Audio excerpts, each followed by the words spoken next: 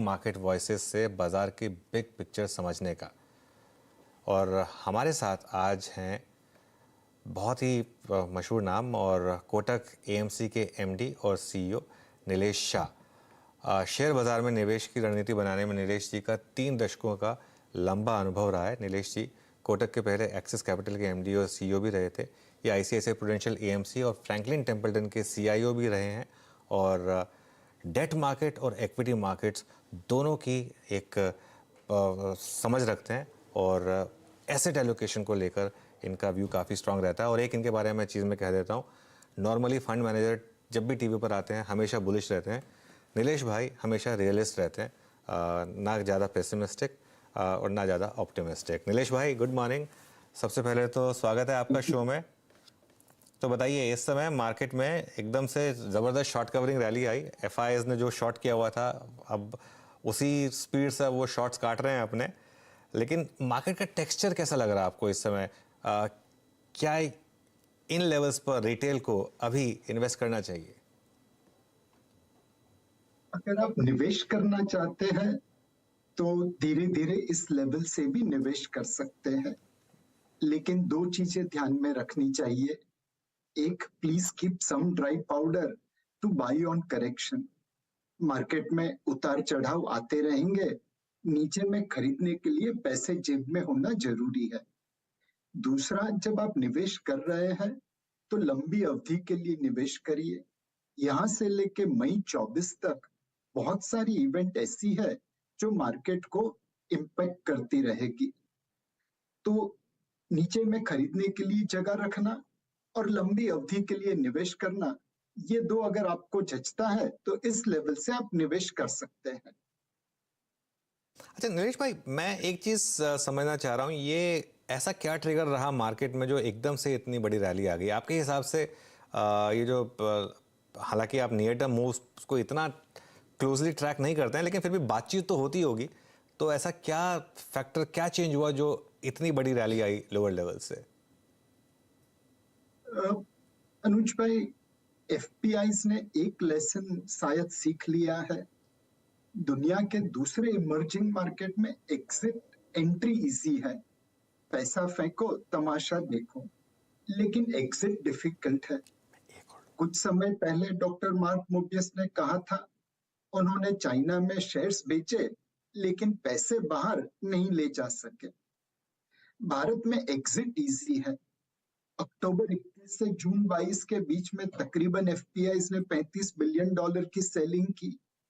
$8 billion से ज्यादा selling तो सिर्फ एक ग्रुप के स्टॉक में की, लेकिन एक एक पैसा वो लेके जा सके। भारत में एंट्री डिफिकल्ट है। अगर वो $35 बिलियन खरीदने आए तो पता नहीं अपना इंडेक्स कहाँ पे होगा। तो एक उन्हें समझ आ गया है कि भारत में लंबी अवधि के लिए निवेश करना चाहिए। एंड हमारे जो क्रिटिक है वो भी तो ये एक्सेप्ट कर ही लेते हैं, आज नहीं तो कल भारत दुनिया की तीसरी बड़ी अर्थव्यवस्था बन जाएगा। पिछले 30 सालों में हमने जो स्लो मोशन में $3 ट्रिलियन के आसपास वेल्थ क्रिएशन होता देखा है, उतना वेल्थ क्रिएशन आने वाले 7 से 10 सालों में फास्ट फॉरवर्ड में हो जाएगा। तो सबको खरीदना ही है। किसी ने शॉर्ट किया, वो कवर करके खरीद रहा है, कोई पेशेंट इन्वेस्टर है, वो करेक्शन पे खरीद रहा है। ओके, अच्छा ठीक है। तो नीलेश भाई, अब इस समय आपको पर्सनली, आपने जैसे कहा कि धीरे धीरे बाय करिए लेकिन अपना थोड़ा पाउडर ड्राई रखिए करेक्शन के लिए। अगर करेक्शन आती है तो किन पॉकेट्स पर आपकी नज़र होगी सबसे इस समय जो आपको अच्छे लग रहे हैं, जहां पर आप फ्रेश मनी डालना चाहेंगे? 3 पॉकेट्स है अनुज भाई, जहां पे हमें लगता है कि आने वाले समय में पैसे मार्केट से ज्यादा बनने की उम्मीद है। पहला, banking and financial services sector है। मतलब पूरे भारत की बैंक के लिए सिर्फ एक ही बात कहना काफी है कि हमारी शामराव विठल बैंक को अनाउंस करना पड़ता है। जब आप एसवीबी की बात करते हो तो अमेरिका में उठी हुई बैंक है, हम नहीं है। यही दिखाता है कि दुनिया की बैंकों के सामने हमारी बैंकों की स्थिति क्या है। अब जब अपने घर में आग लगी है तो ऑब्वियसली एफपीआई दूसरी जगह में बैंकों को बेचना चालू कर देंगे। उनकी सेलिंग की वजह से बैंकों के दाम कम हुए हैं, वैल्यूएशन सस्ता हुआ है और फंडामेंटल्स तो पहले से भी बढ़िया हुए हैं। तो बैंकिंग एंड फाइनेंशियल सर्विसेज में जब भी एफपीआई अपनी पोजीशन वापस बनाने आएंगे तब वहां पे एक तेजी हो सकती है। दूसरा सेक्टर जो हमें अच्छा लगता है वो मैन्युफैक्चरिंग इन इंडिया है। चाइना प्लस वन की वजह से बहुत सारी कंपनी चाइना से अपने सोर्सिंग को डिवर्सिफाई कर रही है। 14% से आसपास कंपनियां भारत में डेरा लगा रही है। भारतीय कंपनी को ग्लोबल आउटसोर्सिंग कॉन्ट्रैक्ट मिलने लगे हैं और धीरे धीरे जो इंफ्रास्ट्रक्चर बना है रोड में, पोर्ट में, एयरपोर्ट में, उस वजह से हमारी कंपनी कुछ क्षेत्रों में दुनिया में कॉम्पिटिटिव बन रही है। ये सारी चीजों को मिला के देखे, जैसा हमने केमिकल सेक्टर में मेक इन इंडिया सक्सेसफुल होते हुए देखा, जैसे आउटसोर्सिंग सेक्टर में मेक इन इंडिया सक्सेसफुल होते हुए देखा, वैसे कुछ और मैन्युफैक्चरिंग क्षेत्र में मेक इन इंडिया सक्सेसफुल हो सकता है।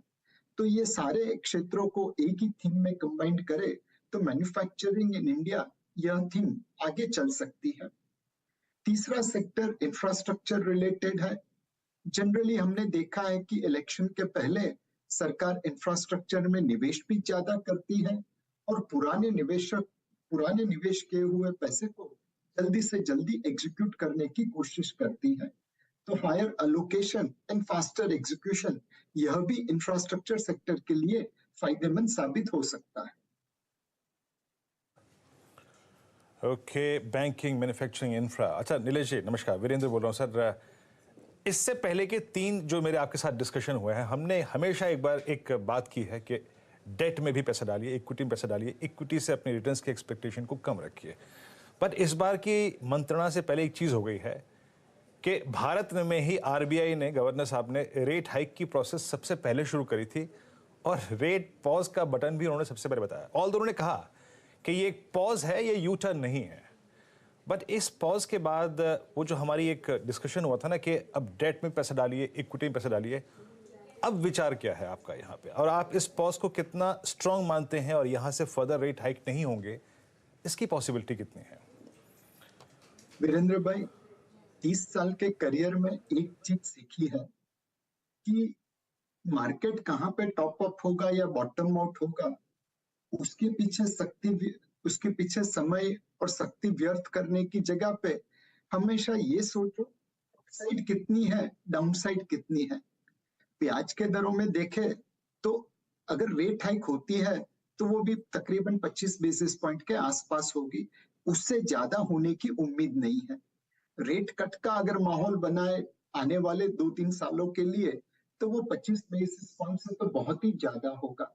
दैट मीन्स आपका अपसाइड डाउनसाइड रेशो 1:3, 1:4, 1:5 के आसपास है। ऐसे समय में रेट कहाँ पे टॉप अप होंगे, उससे अच्छा बेहतर है कि मैं अभी से निवेश कर लूं और 2 या 3 साल का व्यू ले लूं, ताकि मेरा upside downside ratio, rate hike versus rate cut हमारी फेवर में आ जाए। मुझे लगता है 2023 में शायद न हो, लेकिन 2024 में डेट के रिटर्न्स के अंदर कूपन इनकम के साथ साथ ब्याज की दरें नीचे गिरने की वजह से कैपिटल अप्रिसिएशन भी ऐड हो जाएगा और इसीलिए लोगों को डेट में अपनी असेट एलोकेशन के अनुसार इस समय सबसे लंबे ड्यूरेशन में, सबसे लंबी मैच्योरिटी में निवेश करना चाहिए। एग्जैक्टली। अच्छा, मैं इसी प्रश्न को अपना बेस नीलेश भाई इसलिए बना रहा था क्योंकि अब मैं आ रहा था एक ऐसे स्पेस पे जिसमें आपने 2021 में पैसा बना के भी दिया और इस मंच पे आके आपने बड़े कन्विक्शन के साथ बोला भी था, that was real estate ancillary, home improvement. गुरुवार से आप यकीन मानिए इस रेट पॉज के बाद रियल स्टेट स्पेस कुछ डिफरेंट ही लग रहा है, रियल स्टेट एंसिलरी कुछ डिफरेंट ही लग रहा है। क्या ये वक्त एक बार फिर से इस डिप को बाय करने का है इस स्पेस में? डेफिनेटली वीरेंद्र भाई, अगर देखें तो रियल एस्टेट सेक्टर किसी जमाने में 14 से 15% जीडीपी भारत का कंट्रीब्यूट करता था। फिर कुछ हद तक रेरा की वजह से, कुछ हद तक इंटरेस्ट रेट बढ़ने की वजह से और कुछ हद तक रियल एस्टेट अनअफोर्डेबल होने की वजह से रियल एस्टेट सेक्टर का कंट्रीब्यूशन गिरते गिरते 7-8% के आसपास पहुंच गया। अब हमें लगता है ये जर्नी वापस हाई सिंगल डिजिट से लो डबल डिजिट कंट्रीब्यूशन की तरफ बढ़ रही है। अफोर्डेबिलिटी बढ़ी है, रेरा की वजह से अनुशासन आया है और रियल एस्टेट सेक्टर में एक विश्वास आया है, एक तेजी आई है। उसकी बेनिफिट होम इम्प्रूवमेंट कंपनीज को भी मिलेगी।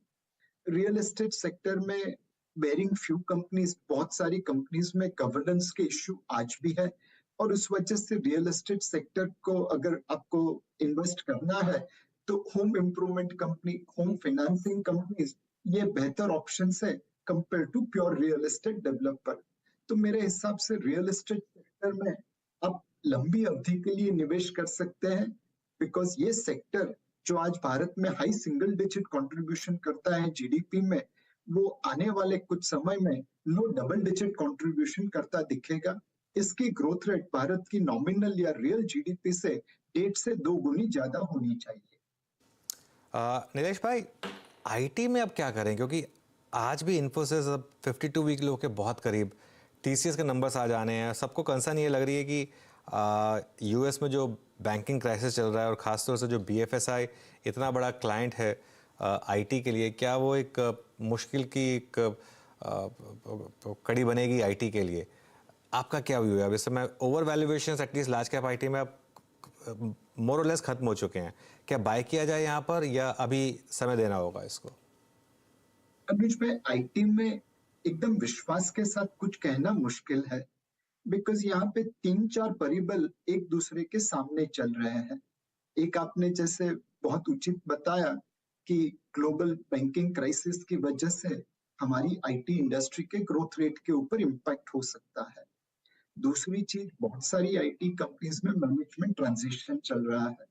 अब बैटन एक हाथ से दूसरे हाथ में रेस में हमेशा अच्छी तरह दिया जाता है, बट क्या नए प्लेयर की रफ्तार पुराने प्लेयर के जैसे ही होगी या कम होगी या ज्यादा होगी, उसके ऊपर लोगों के मन में संशय होना स्वाभाविक है। तीसरी चीज जो आईटी सेक्टर के लिए है वो है आपकी कॉस्ट प्रेशर।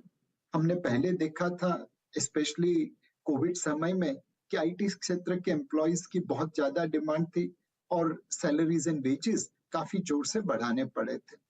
अब किस प्रकार से कॉस्ट प्रेशर आते हैं, हमें लग रहा है कि कॉस्ट प्रेशर कम हो रहा है, बट वो मैनेजमेंट की कमेंटरी में रिफ्लेक्ट होना चाहिए।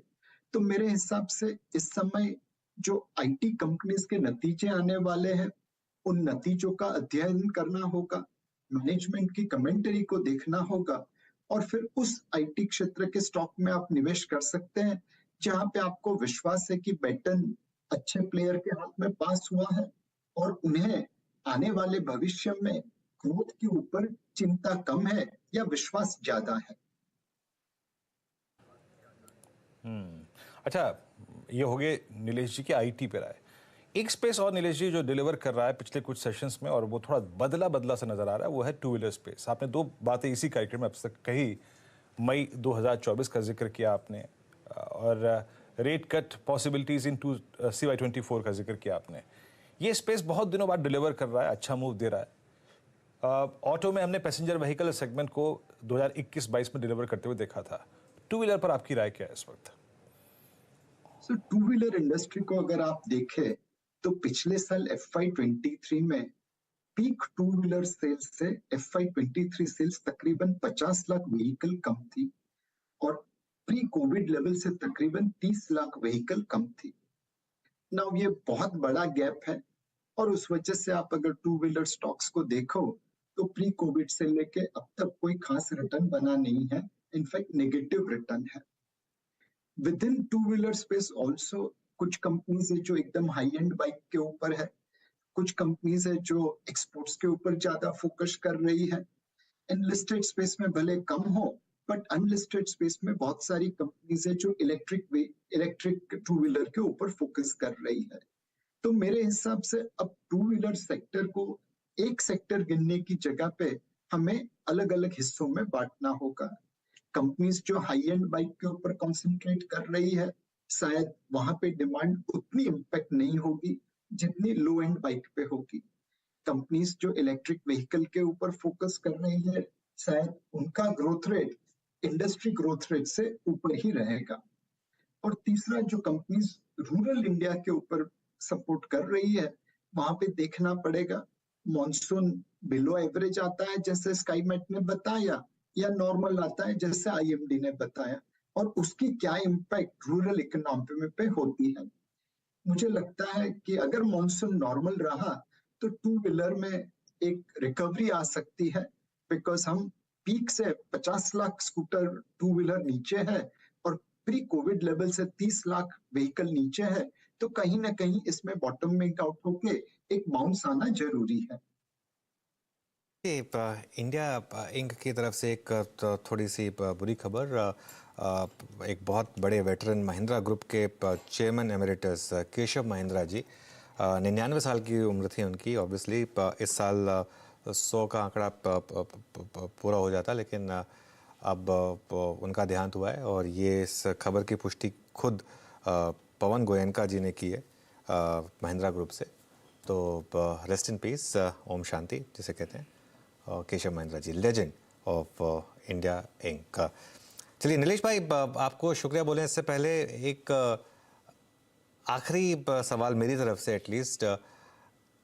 अक्टूबर 2021 के बाद से रिटेल इन्वेस्टर ने इस मार्केट में मोर और लेस पैसा नहीं कमाया है, और उसको दूसरी तरफ दिख रहा है कि बाकी एसेट क्लासेस में अच्छा पैसा बना है, गोल्ड में शानदार पैसा बना है। हालांकि मुझे पता है कि आप गोल्ड इन्वेस्टमेंट के बहुत अगेंस्ट हैं और उसको हेट करते हैं, लेकिन गोल्ड में बहुत पैसा बना है, रियल एस्टेट में बहुत पैसा बना है, और फिक्स इनकम आपको एक अच्छा खासा रिटर्न दे रहा है। इस समय आपकी उस रिटेल इन्वेस्टर को क्या सलाह होगी जो अक्टूबर 2021 से, मान लीजिए, या 2021 में किसी भी समय से इन्वेस्ट करके बैठा है स्टॉक मार्केट में और अपने पोर्टफोलियो में लगातार पेन देख रहा है? अनुज भाई, गोल्ड के ऊपर भारत के रूप से मैंने हमेशा विरोध किया है कि हमें गोल्ड में निवेश नहीं करना चाहिए, but as a advice to investor तकरीबन मार्च 2020 से हम लोगों को कह रहे हैं कि आप गोल्ड में निवेश करिए, बिकॉज दुनिया भर के सेंट्रल बैंकर्स गोल्ड की खरीदारी कर रहे हैं और गोल्ड के दाम ऊपर जाएंगे वैसा लगता है। 2020 और 22 में वो कॉल अच्छा चला, 21 में नहीं चला, बट कॉल का तो वही है, कभी सच कभी झूठ। इनफैक्ट महिंद्रा एंड महिंद्रा के लिए एक किस्सा कहना चाहूंगा। इस कंपनी की स्थापना महिंद्रा एंड मोहम्मद करके हुई थी, जब उन्होंने द्वितीय विश्व युद्ध के दरमियान विली जिप को भारत में इंट्रोड्यूस किया था। उस छोटे से सीड को आज घना वटवृक्ष बन गया, और उसके पीछे महिंद्रा जी ने जो मेहनत की, जो मतलब गाइडेंस दिया, वो वाकई काबिल तारीफ है। भगवान उनकी आत्मा को सदगति दे। मेरा निवेशकों से सिर्फ एक ही रिक्वेस्ट है, रिकमेंडेशन है कि आप असेट एलोकेशन पे विश्वास रखिए। पूरा पोर्टफोलियो हमेशा उस असेट क्लास में नहीं लगा सकते जो चलने वाला हो। किसको पता था गोल्ड कब चलेगा, रियल एस्टेट कब चलेगा, फिक्स्ड इनकम कब चलेगा। तो अगर आप एक बैलेंस बना के रखे fixed income, real estate, gold और इक्विटी में, तो आपका पोर्टफोलियो इन्फ्लेशन से ज्यादा रिटर्न देगा, आपके लिए अच्छा होगा। इक्विटी के लिए मुझे लगता है कि इस बार की इक्विटी महेंद्र सिंह धोनी जैसी होगी। धोनी साहब अपना समय लेते हैं आंख को सेट करने में, और फिर जब आखिरी ओवर आते हैं तो चौके छक्कों की जड़ी लगा के आस्किंग रन रेट को बीट करके टीम को जीत की तरफ लेके जाते हैं। अगर इक्विटी मार्केट ने अगस्त 21 से लेके आज तक कुछ खास रिटर्न नहीं दिया है, तो उसका मतलब यह है कि आने वाले समय में वो 1 या 2 महीने में उतना रिटर्न दे सकता है जो पिछले 2 साल के रिटर्न को कॉम्पेंसेट कर सकता है। जरूरत है कि आप पिच पे खड़े रहे और धोनी के ऊपर विश्वास रखें। जब आस्किंग रेट भले बढ़ रहा है आज की तारीख में, बट 1 या 2 ओवर ऐसी निकलेगी जहां पे वो चौके छक्के मार के जीत की तरफ लेके जाएंगे। अच्छा नीलेश भाई, आपकी कोई मेमोरी केशव महिंद्रा जी को लेकर, सिंस आपने बात की उसकी, कभी आपसे मतलब कोई इंसिडेंट जो आपको याद हो? नहीं, मतलब मैं तो जब वो अपनी कॉर्पोरेट करियर पे चरम सीमा पे थे, मैं तो बहुत छोटा एनालिस्ट था। हाँ। तो मैं ऑडियंस में बैठ के उनको सुनता रहता था। और ये जो कभी कभी रिसर्च की थी महिंद्रा एंड महिंद्रा ग्रुप के ऊपर, तो मतलब वाकई एकदम दिल को आनंद मिलता है कि कैसे छोटे से लेवल पे उन्होंने कंपनी चालू की, कैसे अपॉर्चुनिटी का फायदा उठाया और आज दुनिया के सबसे बड़े ट्रैक्टर कंपनीज में आ गए। उनके जो टू व्हीलर, उनके जो फोर व्हीलर्स है, जीप एंड एसयूवीज, कैसे वो मतलब भारत के लिए, भारत की इकोनॉमी के लिए योगदान दे रहे हैं। तो बहुत अच्छा लगता है जब हम ऐसे कॉर्पोरेट कैप्टन्स को देखते हैं, उनके गवर्नेंस को देखते हैं। बिल्कुल और चलिए शुक्रिया नीलेश भाई हमारे साथ जुड़ने के लिए और ये इतनी सारी विजडम हमारे साथ शेयर करने के लिए कि ये केशव महिंद्रा के पिक्चर। अच्छा, जब कंपनी बनी थी तो M&M में पहला नाम एक्चुअली मतलब महिंद्रा एंड महिंद्रा में एक और नाम भी था, महिंद्रा एंड मोहम्मद, गुलाम मोहम्मद और JCKC महिंद्रा के साथ शुरू हुई ये कंपनी। एग्जैक्टली तो जो इस पर मेरे ख्याल से सुमित ने शायद डू यू नो भी किया हुआ है, डू यू नो किया हुआ है, तो उसको ज़रा रिविजिट करेंगे। लेकिन जैसा आप कह रहे हैं कि नीलेश भाई ने भी कहा कि भगवान सदगति दे आत्मा को और ओम शांति। चलिए अभी काम करते हैं, फिर शो की यहाँ पर समाप्ति करते हैं। मुझे वीरू को दीजिए इजाज़त और आज सुमित जुड़ेंगे ट्रेडर्स हॉटलाइन के लिए। Sumit over to you. शुक्रिया। देखिए बाजार के अंदर आज फिर भी